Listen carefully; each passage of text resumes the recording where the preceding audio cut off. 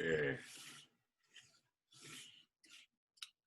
Welcome to From Katrina to Corona, Poor People Solutions versus Government Solutions to Corona, in the virus of poverty, a special Zoom series sponsored by Poor People's Revolutionary Radio. Poor People's Radio broadcasts live Tuesdays, 6 until 9 PST, and on Thursdays, 4 until 7 p.m. on PoorMagazine.org/radio or on the dial 96.1 FM. You can also listen to it on SoundCloud. All these Zoom broadcasts are available at PoorNewsNetwork channel on YouTube. That's PoorMagazine.org/TV. And I am the Black Crippled. Tiny. Yeah, I'm that poverty scholar, that houseless mama, that houseless daughter. I'm a poverty scholar. All those people you don't want to see, never want to be, look away from me. What you gonna do, arrest me? We're in your city. Yeah, I'm a poverty scholar, and I normally rock my jailhouse attire because me and my po mama did jail time just trying to stay alive in this occupied indigenous holler. And I'm blessed and happy to even be here on occupied Turtle Island. So welcome to PNN, not CNN, people, from Katrina to Corona. Tonight's topic, white science with no H, because it ain't about a color. It's about a concept and a culture of white supremacy, of peoples who literally use black and brown bodies to experiment on, to the brutality and genocide of the forced diasporas, and all the way now to Skolaz terror pandemic. So tonight's topic, white science versus indigenous healing practices. And so in the tradition of Poor Magazine, which is a people-led, indigenous people-led movement, we are not a non-profit organization in that sense. We align ourselves with Landless Peoples Movement in Brazil, Zapatistas in Chiapas, and the Shack Dwellers Union in South Africa, and Move Africa, Long Live John Africa. So as a movement, it is important for us to not only practice and walk everything that we teach, but also to lift up our fellow comrades and our communities who also do that. And in this moment, in this time, in this pandemic called Skolaz terror, Ivaye, Breonna Taylor, Ivaye, George Floyd, and so many more, it is really important for us to always, as we always do, start with prayer. So if people could just join me in closing our eyes on these digital streets all across occupied Turtle Island, from occupied Lenape and Lumbee and many places back east, New York, to right here in Califas Aslan. Thank you, Creator, for another day of life. Thank you, ancestors of the Ohlone Lashan Nation, upon whose lands we humbly stand. Thank you to all the First Peoples all across Turtle Island, from where all the guests are, who even are allowing us to be here after the genocide of colonization. Thank you to Mama Earth, Tlazokamati, Tonatzincotlique, who is always here feeding us and caring for us, even though we don't pay her back. And thank you to all the ancestors of Skolaz terror and COVID-19 and the violence called poverty. Special prayers today go out to Breonna Taylor, George Floyd, and all of the ancestors of this colonial violence called Skolaz terror. In our prayers and in our conversation today, as we try to look at different ways for all of us to heal. Ashe Aho Umateo. Okay, so we're going to ground ourselves in what we We even doing with this series in this moment of police terror, we will begin with some words of wisdom from Elder Malik Rahim, frontline revolutionary liberator, organizer, and self-determined poverty scholar from New Orleans.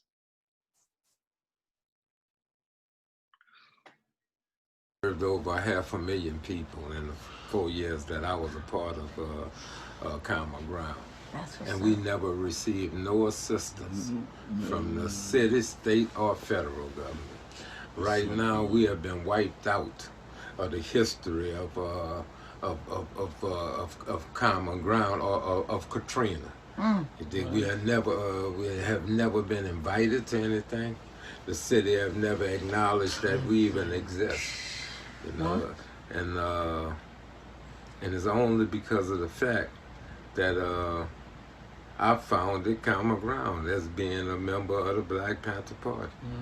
You know, and the tactics that we use, and all in the aftermath of Katrina, was the tactics that I learned as a member of the Black Panther Party. That's right.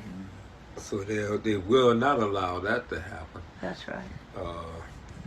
You got to remember now, in the aftermath of Katrina, this government took one of the most despicable person to ever exist in our lifetime. And this is a person by the name of Brandon Darby, who was a paid informer and provocateur. They used him to destroy this organization. You know, an organization that wasn't out to overthrow no government. Of course not. An organization that wasn't out to do nothing other than help people in the aftermath of the greatest disaster that hit the soil of this country and over this country's history. That's right. That's all we was trying to do. And they put a despicable person like him in it to destroy that organization. Right now, I'm fighting to save my house.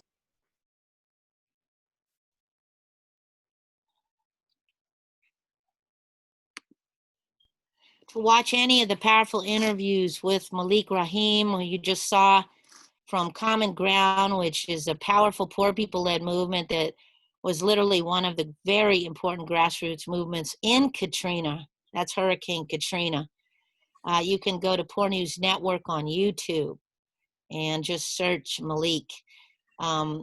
We are also joined tonight by fellow land liberator, co-host, and a powerful movement builder, my brother, our brother from Homefulness. Just a PSA on Homefulness. Homefulness is a homeless people's solution to homelessness that we're building right here in occupied Wichin. Because we don't teach, share, or talk about anything we're not walking. So it's a powerful move and done with our brothers and sisters from the Ohlone Lishan Nation who are guiding us in this land liberation as houseless and homeless people. But I want to bring in my powerful brother. Muteado silencio, presente. Come on, Milt. Are you Milt? Uh-oh, Mooch and struggling with the digital streets. There you go, you're back. Uh-oh, we lost you again. Moot? You have to unmute him. Moot, did you unmute him? Leroy, did you unmute? I'm trying to. Oh. Every time I try it gets muted again.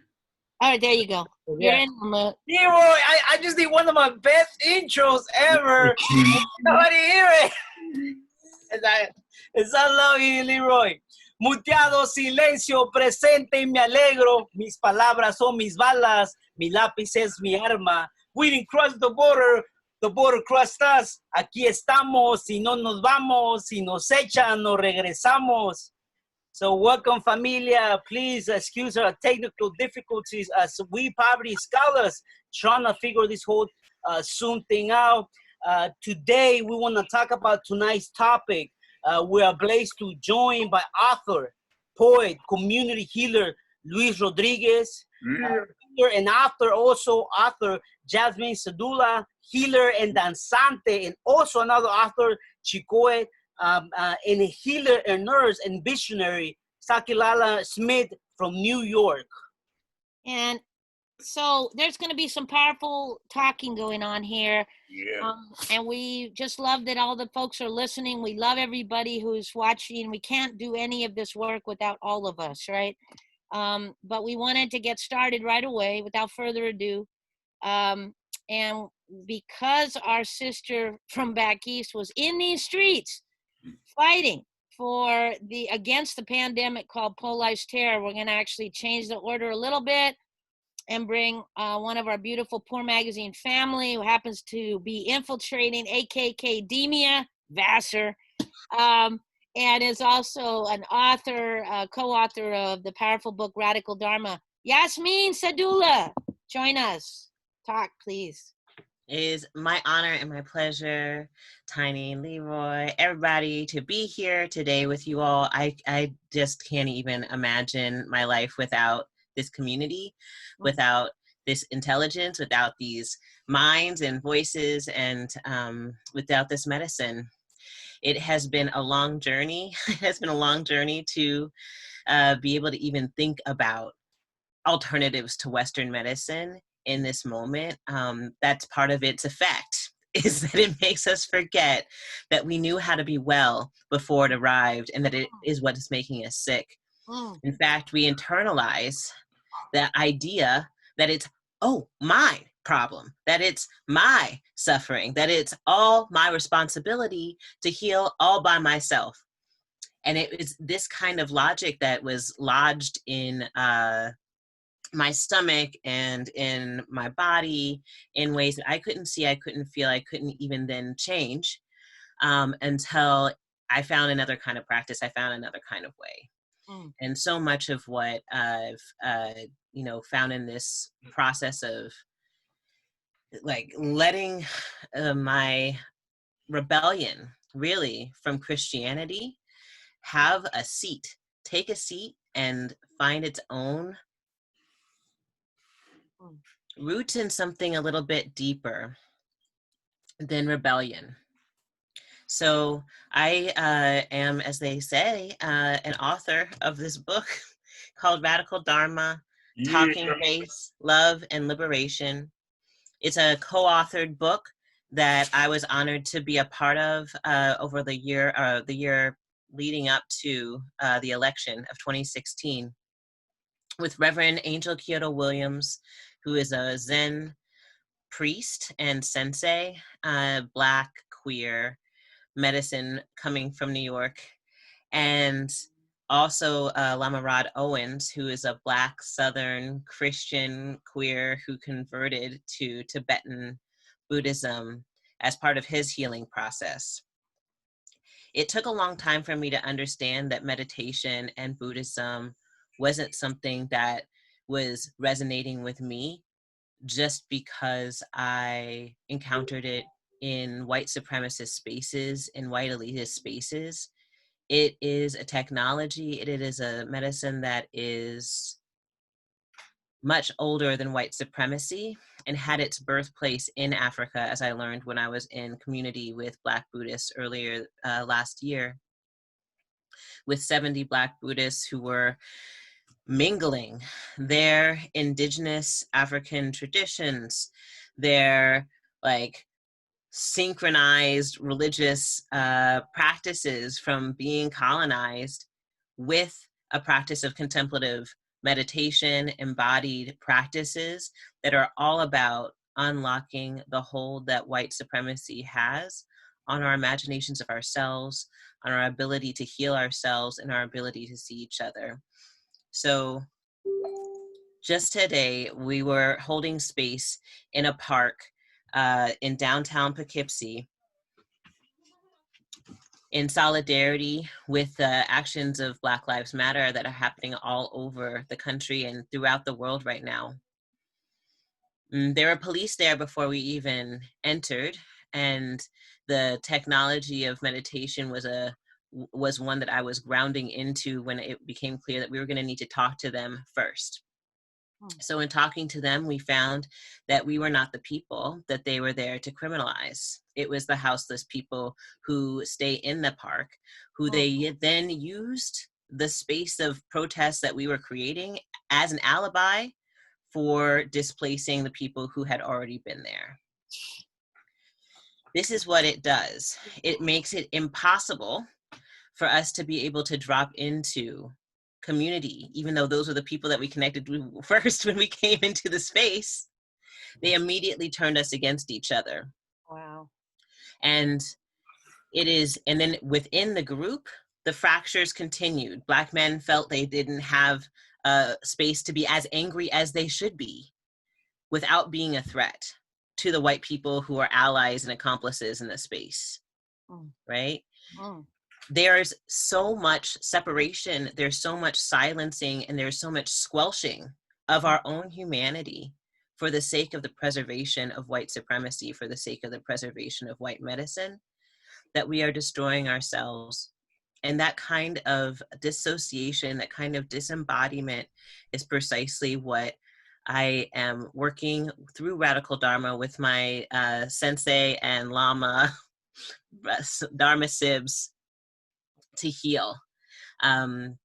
So in the work that we do when we are in practice with each other in person, but also when we're not, it's all about creating connection with your body, with your truth, with your wisdom, with your discernment, and being able to stand in it.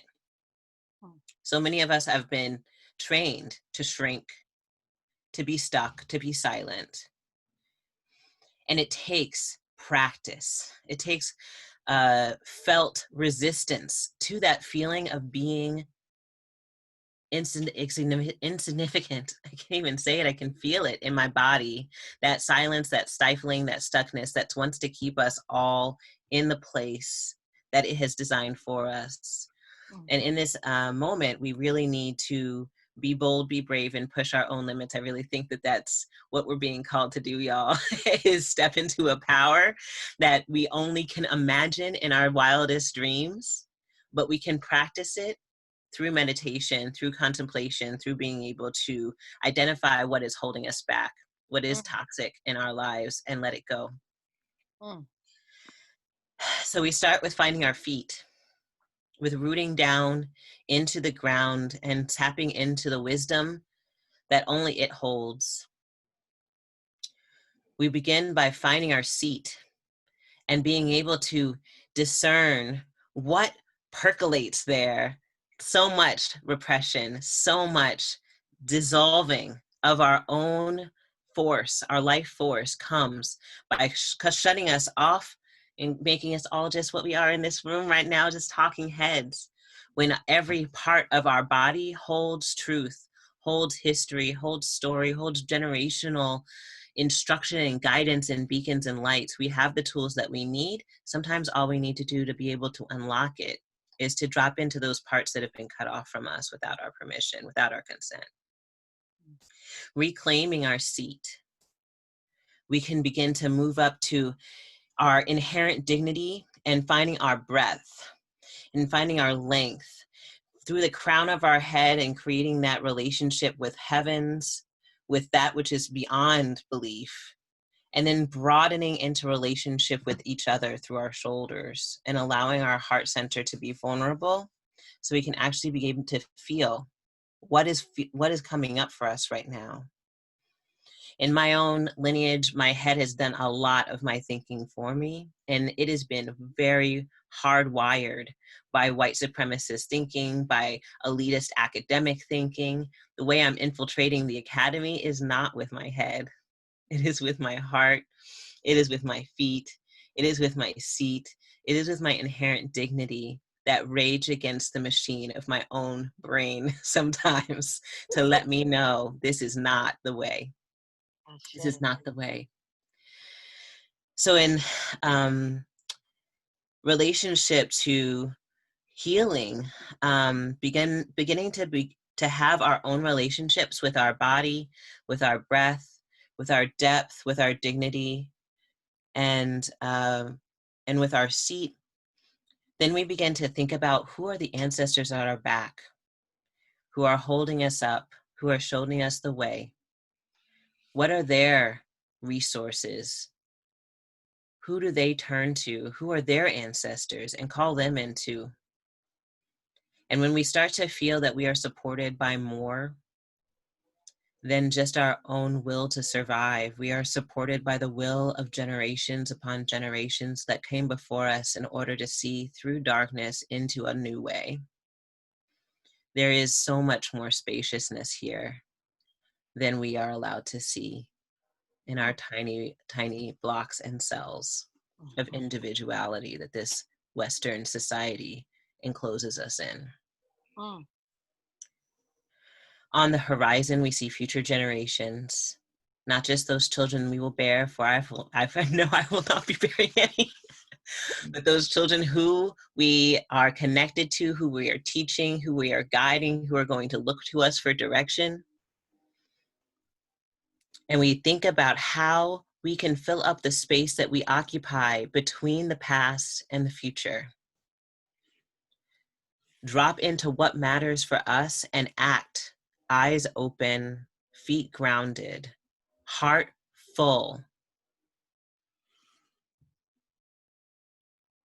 And listen to what our own internal compass is telling us to do in this moment. What time is it for us? And so that's really the piece that I've been sitting with most recently, is what time is it for us? And it's not a time that's going to be told by any kind of Western metric. It isn't the time that's going to be told by any kind of election year or political schedule. It's the time that we are in right now that is going to tell us everything we need to do to move forward. And we just have to drop in and listen. I'm fighting with a lot of the desire to fix all the things, to find all the solutions, to jump ahead of the crisis and try to find a way to save us from its ruins. But that's not our job, y'all. It's not our job to figure it out. It's not our job to fix it. It's our job to love. It's our job to live in integrity with each other and to actually give all the fucks. Are we allowed to say that? Thank you. About each other in this moment, instead of shutting down and being silenced and treating each other like we're obstacles to each other's liberation. Ashe. Thank you. Wow. Powerful. Yeah, and I just want to tell folks that we're going to be hearing from the panelists and hopefully then open it up to Q&A. But right now we're just hearing from one after the other to make sure that we all give each panelist 10 minutes. We love you, Yasmin. And for people to know more of her work, check out Radical Dharma. Also, she's doing more liberation work every day, always. So yes. Let me just ask a powerful tío to Poor Magazine, Prensa Pobre, someone who literally, when I was on the street with my mama, the one book I could read and not feel like it was some other story was the famous seminal novel, Always Running. And also the author of The Republic of East LA, Music of the Mail, so many more things. It Calls You Back. Yeah. All of these are life-changing texts. And his also now the new book, From Our Land to Our Land, Essays, Journeys, and Imaginings from a Native Chicanx Writer, none other than the powerful Luis J. Rodriguez. Presente. Hey, much love, Latzo Kamati, Ometel, from the Tatavium lands of here in the San Fernando Valley section of Los Angeles. And what I want to do is build on what Jasmine put out, because I think it's important to build on what's already there. One of the things that I try to tell people in the courses and she mentioned it, medicine is already inside of us. Medicine is in our relationships. Medicine is everywhere we go, and even this talk, this dialogue has got medicine. And I think I really want to support what she's saying. The Western idea of medicine is that only certain people can have it. There's a buffer group of people who they call doctors and nurses, and I don't want to put down doctors and nurses. What I'm saying though, they become the holders of medicine, and you have to go spend a lot of money to get this little pill that's supposed to help you. But anything that ails us, there's already answers in us and in nature. So I think that's the indigenous way of looking at it. There's nothing out there. There's no poison that doesn't have an antidote. We may not know what it is, but it's all there. And so even the poison of the capitalist system, even the poison of police terror, even the poison of racism, even all these poisons have an antidote, and it's within us. We carry the medicine and the antidote for all this.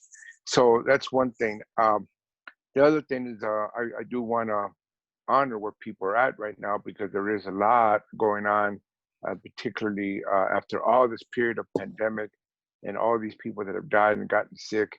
And up to me, and is brought up the pandemic police terror lumped on top of it. They're all pandemics, and they're pandemics of our society, of our making, as far as this world that we're in. Then even the COVID-19 is connected to it, because our health and immunity systems were completely lowered. That's why the poorest people are the ones that get sicker from it. Black and brown, the essential workers are the ones that get hit hardest, because they haven't given us proper health connections, proper health relationship to our bodies, to Mother Earth, to the sun, to Father Sky, all these things. And so now we're sicker than ever, and a pandemic like this comes and does the number that it's been doing. But I also think that it's clear that there is no pandemic of just viruses. We're also thinking about the virus of our system, the system of capitalism. And it's time to really think about a revolutionary shift, because people want to change things, but I think it's more than change. It's actual imaginal, societal, and cultural transformation. This is where we're at. We have to start with a whole new imagination. And to me, this is what my ancestors are telling me. I have to be worthy of my ancestors, which means that I have to utilize all the energies within me, everything I can, to be able to say, this is where we have to go. And the first step in this is to draw on the feminine energy of imagination. One of the things that my teachers have told me is feminine is the first and constant energy. Masculine is this variable energy. It's important, but it comes after the imagination gets engaged. But you cannot have creation of anything, whether it's art, whether it's dance, theater, but also new societies, new organizations. You can't have them without the proper relationship of feminine and masculine energies. They have to be properly combined. But you start with imagination, because we already can see the society that we need to build. You know what I'm saying? It's already within our grasp. We can see it. And if you can see it, it's because it's actually answering what's missing in the society that we're in. This world that has had this dominant code of oppression and genocide and all these things that we've had to live with all these hundreds of years, we can finally begin to see there's a way to go. It's like they said, a new world is possible, but that possibility is within our grasp. But it's going to take a lot of work, and it's going to take imagination combined with a lot of clarity, understanding, organization, strategies, mobilization. You know what I'm saying? A lot of art, poetry, dance. It's going to take a lot to get us to that point. And I think that's another answer. That's another antidote to the poison that we're living. That's another way to bring medicine into this world. I see revolution as an act of healing, but also healing is an act of revolution. And it's got to be integral to what we do. Whatever we do has to incorporate healing as part of it. There's a lot of healing we have to do as a community that's been so traumatized. That has to happen. And we do a lot of work in that here and other places. And Trini is one of the great healers of our community, and Ramito's himself doing a lot of Mexica danza, and he's doing a lot of the that healing that comes from that. And I try to contribute what I can because that's part of the work. We can't separate that. But also revolution is itself an act of healing because there's deep wounds in our land. There's deep wounds in our culture. There's deep wounds in our minds, in our souls, deep wounds that it takes a transformative change to help heal all this deep suffering that we've had to carry all these years, especially with our ancestors and what they suffered. That's why I say what we do now has to be worthy of our ancestors. It isn't just me. I have to think about what would be the most dignified, most consistent, most revolutionary, most artistic, most poetic way that I can be to honor what my ancestors have done and had to suffer for, but did it so that I could be in this world to continue this battle and struggle and healing that we all need to do. So there's personal, intimate healing, there's societal healing, there's family healing, there's community healing, but all of the healing is part of what we're doing. And so I think just to add this, and then I'm gonna close up here because I know we don't have a lot of time, is to consider that what we do now be part of the medicine. So people, I think, got to be thinking about how that's gonna take shape, because the masculine is also the shaping energy, and we need to have shape to what we do. So all the imagination, everything else, we need to have a shaping energy so we can shape it. And one of the things I would say, because I know it's an issue, people are burning down the house, I get it, I get all that, but we have to build a foundation for a new house now. What is the foundation for this new house? We can't just have burnt, houses around us as we go through the world. We have to build a foundation for a new house and start structuring it and start shaping it. What does it look like? I see the work that you are doing, Poor Magazine, the homefulness, all this work you are doing as a shaping of a new house for all of us. That's how I see the work that we do here with the achuchas and all the other stuff we got. We're trying to build a new house now, even as we see the old house begin to crumble. Ometel. Ooh, God, so much medicine. Thank you so much, Luis. Man, powerful. Next, I want to introduce author again, Voices of Our Ancestors, Chicueyi Coatli. Maestra, also a jefa from Danza Azteca group, Wite right here in Berkeley, which again is a group of danza to learn from our ancestors, but also to learn the healing. So welcome, Maestra. Ometeo, pues Tlazocamati, a todos Tlazocamati por Magazine for the invitation. It's an honor to be here. I really, I think with what the two compañeros before me spoke, I think that should cover everything. They spoke beautifully. My heart asked me to prepare something. Tiny, the moment you contacted me, my heart asked me, and this is what my heart said. And I always should be loyal to my heart, right? So my heart said, I cannot breathe either. How can I, when my beautiful, beloved Black relatives are being killed every single day, right in front of my eyes? They want no trouble. They only want to live. And this necrophilic, white, supremacist, westernized society is doing to them the same thing they are doing to us Native people. They're trying to exterminate us all.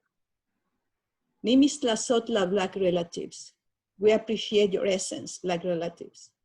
I know it's very dangerous out there, and it is not all due to this new being that is floating in the air. I feel your pain because it's the same pain it's the same one we have been feeling ever since 1492. And I'm here to tell you that despite this intense war against us, we will both survive the genocide. How can we not? When the cosmos embraces us since its creation, no cueshanco y no mamalhuasco, decían las abuelitas, or now what abuelitas told us that if we are respectful of Tonantzin Madrecita Tierra, she will protect our essences. It is not us whose souls and bodies are terminally ill. It is not us who are sick to death. Poison from the moment of birth with the need to own and the need to kill all that I can't understand. It is not us who are terminally ill with this horrible white supremacist corrosive cancer. It is not us who want to kill you, Tonantzin Mother Earth. It is not us. So who are the ones that are really sick? Who need to be healed more than we do?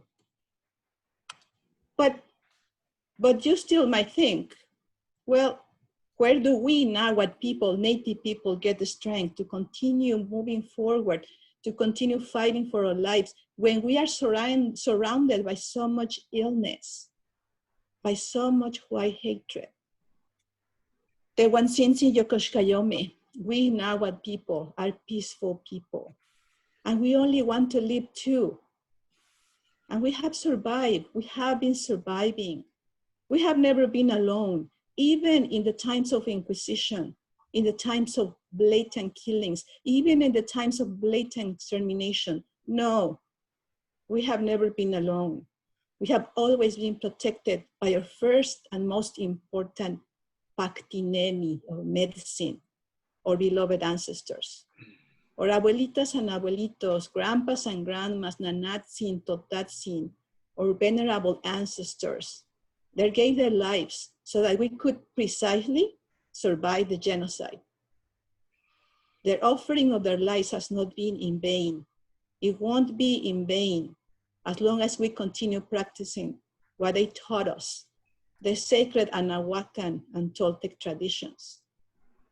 You see, we are very privileged people, people of the stars, descendants of the highly sophisticated and advanced Toltec abuelos y abuelas, nanatzin, totatzin, who found a way not only to communicate with the stars, but also to communicate with their hearts, with their yolo. We carry their moyokoyani, their sacred DNA. We only need to connect to it and listen carefully and respectfully. Our moyokoyani, our sacred lineage, whispers the answers to our questions right into our ears. Have you ever spoken to a plantita, a little plant? Having conversations with plants makes you stronger. Plants, or as some friends lovingly call them, plantcestors, are holders of sacred knowledge and power. It is in our best interest to start a friendship with at least one plant. You can then continue from there until you become great friends with lots of trees. Mm-hmm. You can even fall in love with lots of trees. Plantitas gives us what we need to heal our bodies, or tonaltzin and oyolotzin, or venerable energies and our venerable hearts. Some examples include rosemary, bougainvillea. You are getting somehow scared because you have some sore throat? Well, prepare an infusion with bougainvillea flowers. If you talk to plants before you prepare the infusion, and if you thank them for giving their lives so that you can be healed, this will make a much more powerful infusion. You say you want to be healthy and strong? Talk to your yolo, your heart. Listen to it. Your yolo holds deep wisdom, and it will never lie to you. Be careful not to mistake your ego for your yolo. It's easy. It's very easy for our chalchutotolin, or ego, as we call it in Nahuatl, to pose as our yolo, as our heart. But listen carefully and put attention, and you will be able to notice who's really talking. We Nahuatl people need to have a strong and clean yolo, not one full of angriness and hatred towards those who hate us and who wants us dead. If we surrender to this set of feelings, we will be handing them a victory over us. And we don't want that. We would then allow them to infect us with their virus of hatred. It behooves us to have a clean, strong, and protected heart. You want to be the healthiest and strongest of all? Walk the path of the Yaukiski. In Nahuatl, the Yaukiski are those who have decided to face their worst enemy, which is themselves. You see, those that hate us, those that want to eliminate us, play around with our very own worst enemy. They take advantage of our own flaws. They exploit them to the max. And if we have not done our diligent work to face our own enemy, we then fall prey. The Nahuatl tradition, the path of the Skatlipoca Yayauki, is a path for us to see who we really are, to take responsibility for every single word, thought, feeling, and actions we take. Nimitzamaka, Campecatle, Noishayo, te ofrendo mis lágrimas. I offer my tears to you, beloved Tezcatlipoca Yayauki. I'm nothing but a simple Mazahual. Not us whose souls and bodies are terminally ill. It is not us who are sick to death, poisoned from the moment of birth with the need to own, with the need to kill all that I can't understand. It is not us who are terminally ill with this horrible white supremacist corrosive cancer. It is not us who want to kill you, Madrecita Tonantzin, Mother Earth. It is not us. We know how to heal ourselves. We know the medicine is inside of ourselves. We know we have our ancestors. We know how to get stronger. We know how to defend ourselves from the hatred that surrounds us, even if that means that we have to face our very own worst enemy, which is ourselves. Ometeo, Plazo Kamati. Oh my God. Thank you, Maestra. Thank you. Powerful. I just want to say that for folks too, to know about the beautiful Chicueyi is a contributor to a powerful book that just came out called Voices of Our Ancestors, which is really a powerful book of Indigenous healing that all of us, everyone should read and bring in. Thank you, Chicueyi. Thank you so much. Tlazo Kamati. It's with great honor, everyone on this beautiful, weird Zoom thing, like Yasmin said, in our little cells, but we're bursting out with this Yoli, with these hearts. So I just want to lift up all of them. And you're just like moving in this beautiful flow like a river, each of you adding. So thank you, Yasmin, thank you, Chicueyi, thank you, Luis. And it's with great honor that I bring our last guest in, who actually came to us from our beautiful sister and family, Poor Magazine family, Pearl Ubungin, who is extended family to me personally and to the Poor family, and who introduced me to our next guest, Saki Lala Smith, who is not only a nurse in the tradition of, I guess, white science, got that paper, got that knowledge, right, which a lot of us do, but then brings in her own Indigenous healing practices as a Filipina sister, as a revolutionary, and also sits in front of us today getting the COVID and healing only through these Indigenous practices. So please, with great honor and respect, let's bring in the beautiful Saki Lala Smith. Welcome, hon. Oh, okay, unmute her.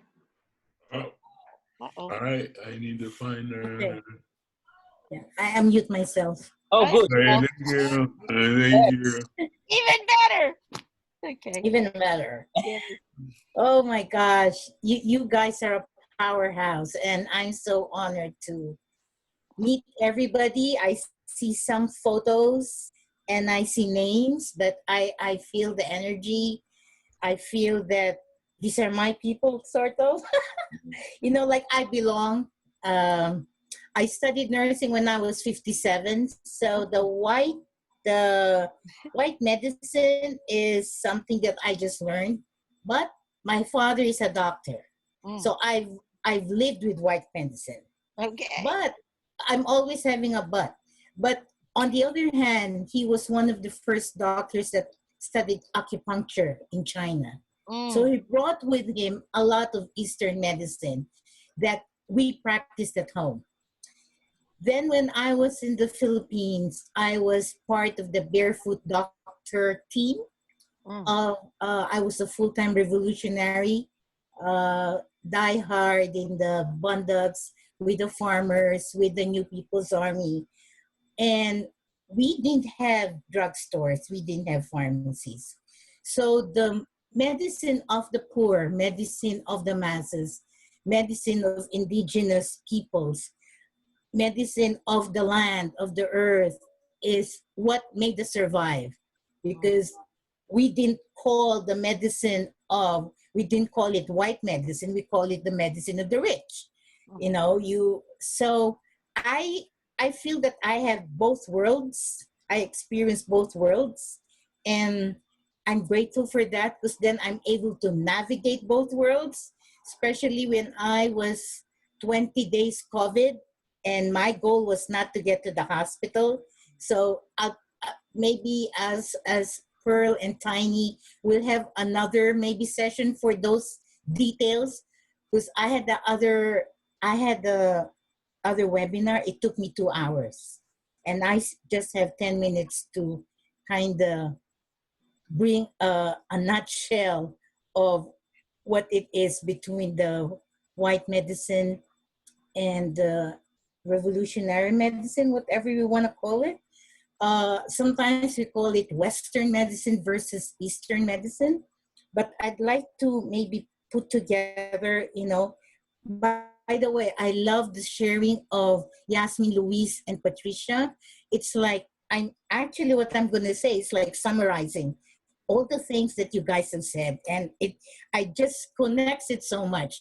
Patricia did it like more with poetic, you know, reading stuff, and Jasmine put the Eastern, the Zen into it, and Luis with all his knowledge about, you know, the revolution and the yin and the yang, and it's just so full. So let me get into it. I think Yasmin mentioned that first, the body can heal itself. So I'm putting it in an organized manner that I'm going to share with you some precepts or beliefs that help me put together what I felt I need to do when I was 20 days COVID positive. So Yasmin mentioned that the body can heal itself, and everybody mentioned that too. You know, that the body has its innate wisdom to heal itself.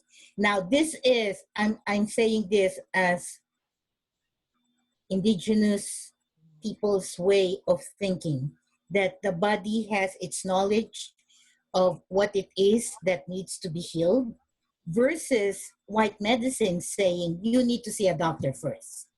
You need to get a diagnosis before you can really know what to do, right? So the body healing itself, yeah, you can do self-care, you can drink water, and you can follow all the, you know, you need to do this, drink this medicine, you know, 3 times a day and all that. That's what the training is.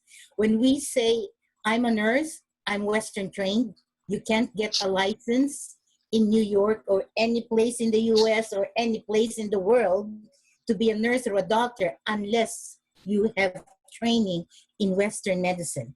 A lot of nurses that come from the Philippines, they blend well here in New York because we were Western trained. And yet, a lot of you and a lot of the things I knew when I was with the villages and the farmers, we didn't call that Western. We had, and Luis and Patricia has mentioned this, we have very rich knowledge even before we had credentials of medicine school in Western medicine school. We had the spirit of the plants. We had the spirit of what to do, and even the methods of steam inhalation. Now I found out the steam inhalation that we used to do even in the villages was hydrothermal therapy. They make it sound like a little bit sophisticated, but we were doing the steam inhalation down in the villages with indigenous peoples of all countries. We were doing that. Now they made it like, oh, we have a sauna, but we were just having that steam over a pot, or having that steam of the fire underneath our houses that penetrates the whole house. So we have a lot of practices that seemingly, Western medicine have actually embraced and called it, put a scientific name to it and make it a little bit more, oh, you need to have now an inhaler and the ventilating machine. And, later on, I'll teach you some techniques. If you don't have this, you can still have those. So the body can heal itself. Another concept that I think my other three speakers also mentioned is that health is multi-layer. Okay? When I say multi-layer, it's not just the physical, the mental, the social, the emotional health, the mental health, emotional health. Now, in Western medicine, when will they give you a clean bill of health? When your vital signs are good, when your blood pressure, when you have your blood work, meaning all the numbers are within the norm, right? When your X-ray doesn't show, oh, your X-ray is negative, oh, good bill of health. But we know in Eastern medicine, and the medicine, the good medicine, the medicine of the people, health is multi-layer. Health, you cannot be healthy if you have a broken heart, or you're feeling depressed, and your emotions, and you're having you're having chest pain. You can't be healthy even if my blood pressure and all those data from the doctor says I'm in good health, when I'm having this stomach pain because I'm having anxiety, or I'm having this pain in my shoulders because I feel the burden of having to work three jobs in one day. And I'm having this headache because of all this mental stress and all this headache of, the physical headache itself of not knowing what to do with family stress, societal stress and relationship stress. So all this is part of health. And Eastern medicine will say that for you to be healthy, all of this has to connect. And I think Luis also mentioned the feminine and male energy. But other than that, your mental health, your emotional health, your spiritual health, your physical health, those need to blend together. So you can't have physical health as good report card from the doctor, and yet you're always angry, or not, you're so bitter, or you have something else, you're having distress and anxiety, worried about your kids and what's going on with the world right now. It doesn't follow that way. Another concept that I didn't learn from medical school, Western medicine, is the concept of energy. We learn about in medical school all about the systems of the body, the physical, the circulatory system, the bones, the skeleton, right? You learn about the different organs of the body and how it works. You learn about the digestive system, of how when you get food, that food gets digested. But you don't never in any medical school teaches about energy system. And yet the energy system is so integrated in all the indigenous people's medicine. That's why we call, when we talk about plant, talking to the plant spirit, that's energy. When we feel each other, when we say we have collective healing, we're not in the same house. We're from different parts of the states and different parts of the world, but we connect our energy. I feel your energy right now, and I don't know you guys, but I can feel, and I'm an energy worker. I'm a Reiki master. So frankly, if I just don't have permission, but I can read each and every energy of you guys. But as I've said, this I think learned from medical school. Now with energy in Eastern medicine again, for you to be healthy, energy should come in and out without blockages. So an acupuncturist will use needles to unblock that energy pathways. You know, when you meditate, you focus on certain chakras or energy center, and you know, Jasmine mentioned that because energy stuck in one area, that is the call of dis-ease. And you know, for those that practice Zen, you're all about balance. When do you know that you're healthy? Because there is balance. So when there is imbalance, that means there is stuck up energy somewhere. So there's no flow coming in. So you get that this is. The ease is not there, and you feel this discomfort. A lot of us revolutionaries or a lot of us activists, we're always going out,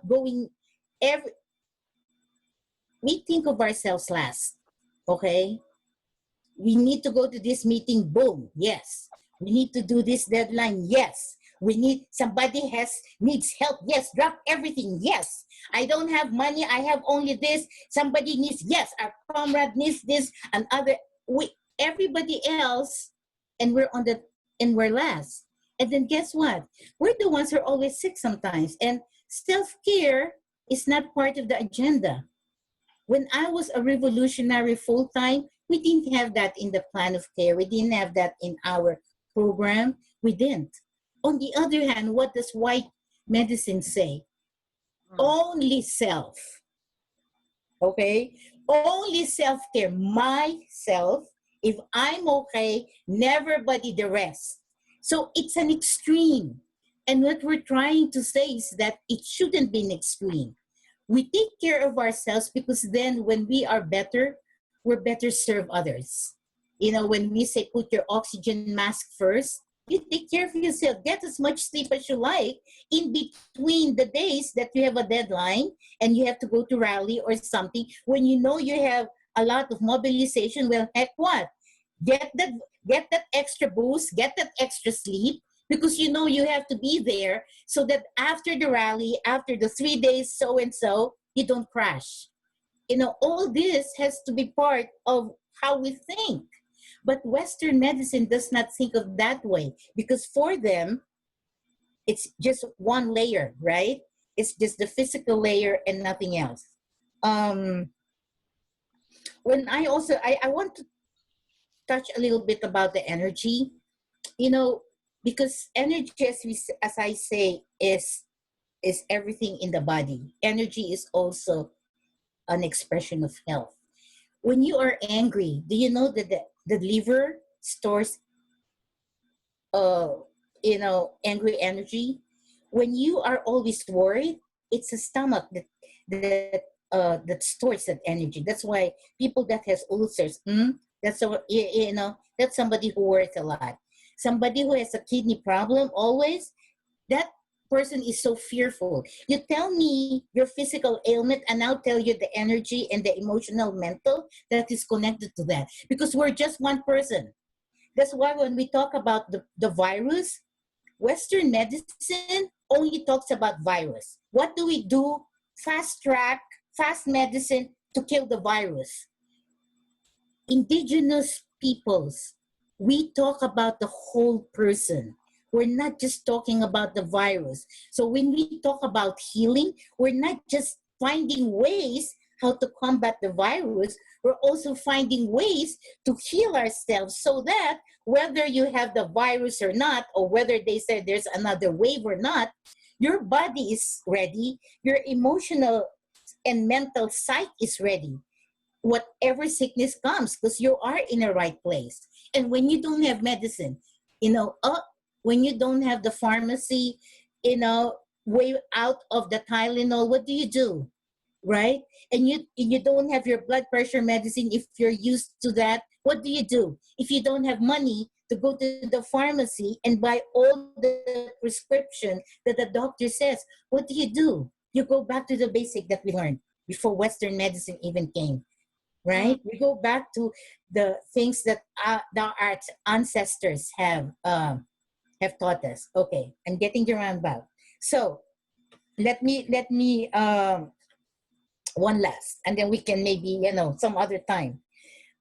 What's wrong with our system right now is that the white medicine actually perpetuates the healthcare system right now, is basically serving the capitalist system, right? What we're saying as an alternative is build the system of healthcare that is not just focused on self, but on the collective healing of people, and go back to the roots. And that's what we want. If you want to be a nurse, truly, the healthcare system, you have to have that in medicine school, but we don't, right? We don't have to have, just have medicines that are patented, so that we give more money to the businesses of the pharmaceuticals. Why not have, and you can't have this drug because it's not FDA approved, and you can't prescribe that. But we have that in our local, local pharmacies, in our local, back pocket, under the table, kitchen. I have Latino patients because I'm a community nurse. I visit homes. My Latino patients have their oregano plants in their kitchen. Why? Because oregano is not just for, a spice. No, oregano is good for the lungs. It's good for a lot of things. And I had to tell them that. And I'm thinking, you don't know that? You have all this already. Yeah, the disconnect. Then I realized there is so much disconnect. So I know that my time is up.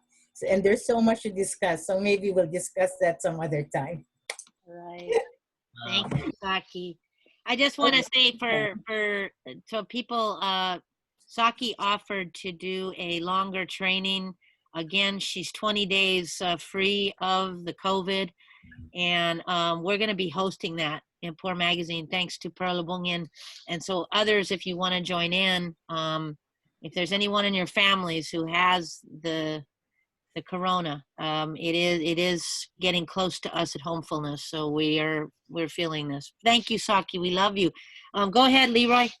So, thanks for tuning in, and we will be back at this time slot next Sunday with a plug for the Poor People Survival Guide, as well remembering to check out the Poor People Survival Guide through COVID-19 and the virus of poverty, which you can get on a sliding scale starting with 0 to $1 billion at poorpress.net, poorpress.net. And we wanted to also, we're supposed to end at 7:15, but we know people might want to have comments, so we could go to 7:20. There's so many powerful folks here, and I know that there's some powerful people who are joining us. So if you want to ask a question or make a comment, Leroy, you're going to unmute people? Yeah. Okay. Just let us know if you'd like to ask a question or make a comment after all.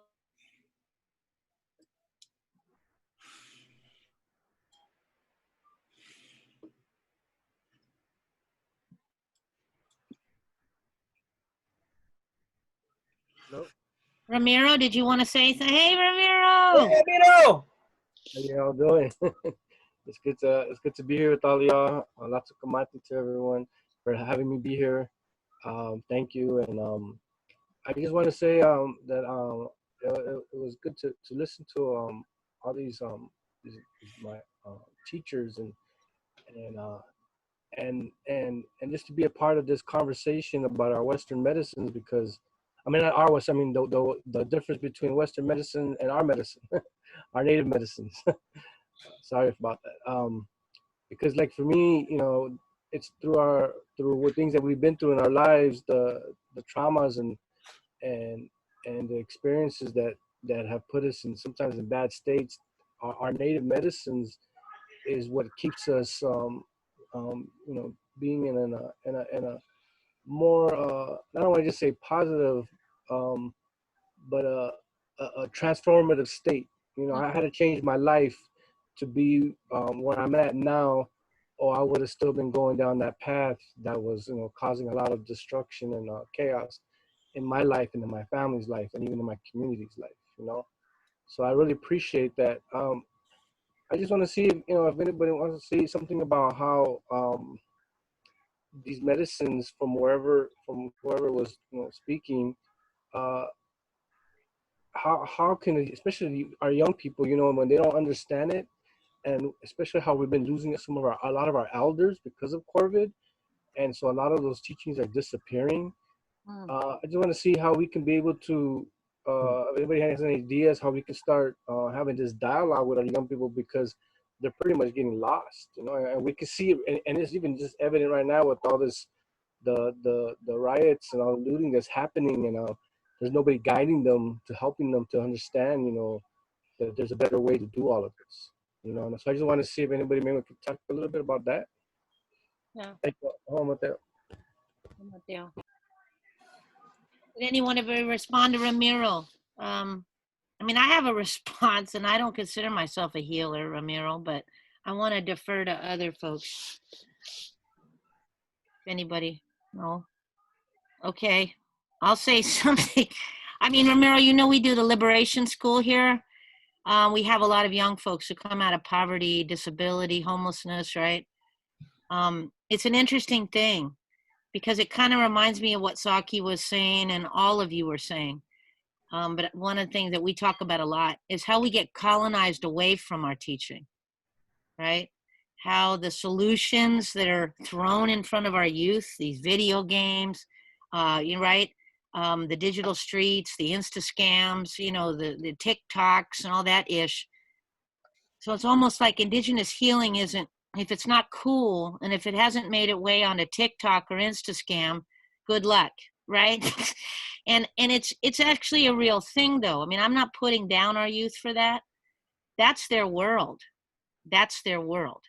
And so actually, I feel like it's something that me and Mood and a lot of us teachers and folks and people who work with young people, we're constantly thinking through how to bring these things to their platforms, right? It was kind of some of what our attempts in the Poor People's Survival Guide, because that's why those folks who made those memes of the Mexica warriors and the frontline workers, I don't know if you guys saw that, really powerful. Taking modern, you know, icons and kind of bringing the worlds of Mexica iconography together, right? Similarly, I would just say that a lot of that is as the cultural workers are kind of responsible for some of that. That would be my piece, and that's what we're trying to do here. But did you want to say something, Mood, or somebody else? I was agreeing, no. Yeah. Not Saki there. Go ahead, Saki. Oh, can I just add something? Please. I think we can, you know, all of us are teachers in our own way, even as a family, even if you're a mom, an aunt, even if you're not in the teaching professor, we're all teachers, and we can be creative. One of my nephews told me, he said, have you watched the Avatar? I said, why? You know, Auntie, I think you will like it, because it talks about energy. You know what I'm saying? Like, if we have more conscious, more progressive minded, you know, in the theater, cartoonist, you know, and all that, we can really make it happen. I mean, I watched part of the Avatar, and yes, he was talking about energy, about the water, about the air. And now guess what? I had a webinar, the techniques of what I did for the COVID. I organized it according to water, air. I got it from the Avatar that my nephew told me. Who would think? That's what I'm saying, you know. We have to be creative. We have to find ways. Ashe. Yeah. Luis, off that. Oh, go ahead. Yes, we. I was going to say, just to piggyback off that, I'm loving soaking up all of this juiciness. It's so needed right now. I just really need it right now. But yeah, it just reminded me of the thing that I wanted to share, is that this mode of paying attention is the fastest thing that we can give away. Like we can give away our power in so many different kinds of ways, but giving away our attention and to the control of those who seek to dominate us, domesticate us, and destroy us is the slippage. Like we can practice that. We can pay attention to what we're paying attention to, and then all of a sudden notice, wait, I don't even feel myself right now, right? Like for me, it really started there, like sitting on a cushion and noticing I don't even feel myself until I sat for 20 minutes and realized I was so angry I felt like I was throwing up glass. And for such a well-mannered Negro, that was a very violent image. And I was surprised. I was surprised that all of that time and all of those white supremacist, elitist institutions had an effect on me. I thought I had mastered them. I was like, oh, I got this. I know how to maneuver. I know how to shield myself. I know how to basically shut down my entire response system, my entire relationship to being human in order to belong. Yeah. And I was letting them focus what I was paying attention to. Just like today, I was paying attention to the police and being more afraid of the police because of what's going on right now than I was paying attention to when they moved people, because they threatened to do it. And we said, no, we talked to them. They're all good. But then when we weren't paying attention, all of a sudden everyone was gone. And we were like, what? And then the cops were gone. And we were like, paying attention. How do we practice paying attention a different kind of way so that we're not giving up our power before we even know we're not healthy? Oh, thank you. And let me just add, I know we're going to have to cut it, but let me just add the idea that our clarity is a big medicine. And I think that young people are hungry for deep clarity. They're hungry for the medicine of strong language. They themselves encompass language because they don't hear it from a lot of the elders and a lot of the teachers that should be giving them powerful language. But they do it. And I think it's kind of sad that the poetry needs to come from a lot of elders. It's not happening. It's coming from the youth, which is great and wonderful. But I think that we have to, like Saki and all the great teachers that just spoke, their clarity was so powerful. And young people are really thirsty and hungry for this. So I say that we all have to be teachers at some capacity. And I think that's our time now.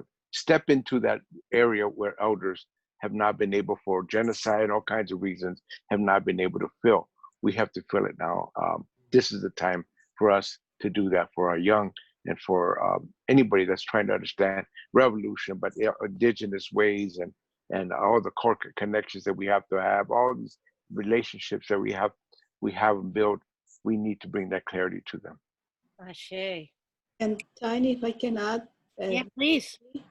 I agree with you with when you said that we are always trying to find ways to bring them to understand, to talk to them, to bring them to these ways, and it's not easy. It's never easy.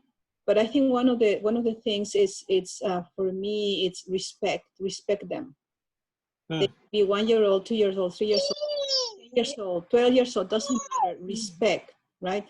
Never treat them as, well, they don't understand. No, of course not. They're not going to get this. No, of course, right? Like, because that's what the westernized schools do to us. Like, no, she doesn't look. No, I don't even want to tell you, right? No, never. They might not look to us that they're paying attention, but they are. Yeah. Even if they are not paying attention with their consciousness, so to speak, but their heart is listening, right? Their nawal is listening. So what I do is I'm respectful of them, and I try to connect with their hearts. For instance, in my case, when I have children, little children, I bring Nahuatl cuentos, and I read them to them. And I pay attention, and I really do it with my heart, not like, oh, this is just a silly thing, but I'm going to read it to them. No, that's not my attitude. I'm really into it because, well, the other things I also like it, right? So, and they feel it, they know it. And now, but the thing I think that for us, we need to be aware, or the one thing that I've learned is that they might not come into this way immediately. They might not respond the way we want immediately, because they are being bombarded. Like you said, it's their life. They're being bombarded with all these merchandise and so on. So it's not difficult. It's not easy for them either. But my goal is to plant a seed. Plant a seed in their hearts. A time. Maybe I'm not going to be the gardener, so to speak, that will be with that plant all the time. But if I just planted the seed, and maybe 5 years from now, 10 years from now, or maybe after I'm gone, but they are in this way, they came back to this road, and you know, I'm fine. I'm done. You know, I already did my work.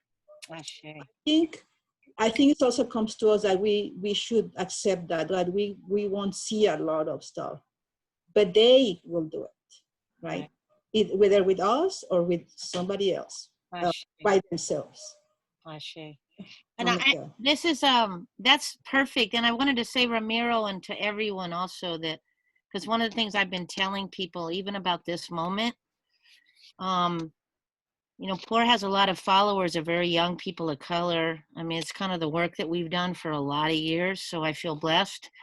And I wanted to also say, adults, get out of the way a little bit on this moment, because this generation is done with their folks being killed.